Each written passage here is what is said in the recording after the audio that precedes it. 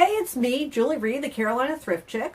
I have a interesting haul today because a lot of what I found is stuff that I want to show you the before and then the after I work on it. So first things first, for my best friend who gave me stuff, I found her some Company Ellen Tracy in her teeny tiny size, but I just thought it was a super pretty peacoat in millennial pink. And then for high-end lingerie, this is Eve Stillman. And I looked her up. They used to sell her at, I think, Saks and Neiman's, but I just thought this was really pretty. It was a little larger size. So another, I don't know, there's a pink theme there, but that will be over with quickly. Some of the things I found a haul. First things, this is a Roja. It's Mexican, and I can look and tell it's a little bit older, but the pattern on it is just fantastic. Very Incan. So I will do some research on this, but before I even, I'll do some research first before I wash it and clean it, because it may be more valuable sometimes just leaving things as they are. So the next, I found, apparently someone cleaned out their vintage cupboards, because what I found was pretty fantastic. There is a really cool product called Retro Clean, and it works on cleaning vintage linens. And this was just too pretty to leave behind. It's all hand embroidered. That's a lot of work. And I want to show you the before, so that when I show you the after, if it got better, you'll know why. So I found that a lot of these still have the tags on them. Made in Czechoslovakia. And lots of vintage pillowcases. And you can see where the tags were on them and fell off. So I don't know if we'll be able to rescue these as much. I may keep some of these for myself. A bunch of... I'm sorry if I'm not looking up much because I'm trying to find all the cool stuff I found. Tuesday, Monday, towel. Hers. I think his too. This is hers. Another's in here, dish towel. Oh, Tuesday. Oh, these are really cool. A pair of these. Oh, there's a pillowcase with a lovely pink, like a crocheted edge to them. I don't think these edges have been used. They're just like crispy crisp. Still and a little child's vintage undershirt. I'm going to do some research on this. I'm looking at this. I'm thinking this. All the seams are finished on the inside. I'm going to soak this and see what comes out of it. Maybe 40s.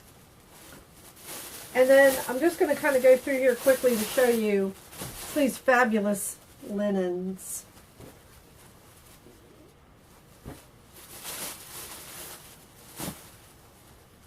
These are also hand embroidered. How do I know that? Because I learned how to do that when I was a kid. These still have the tags on them and have never been used. I am going to remove the tags and try to clean them because I don't think that they're very sellable as they are. But oh, they're so nice.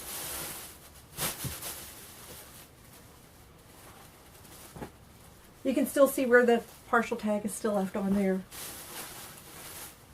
And then some table runners.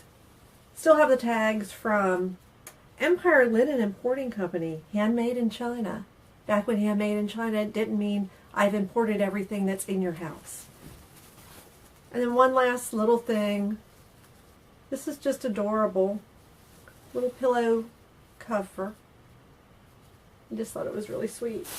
So that's this week's haul that I've got. There may be some more coming.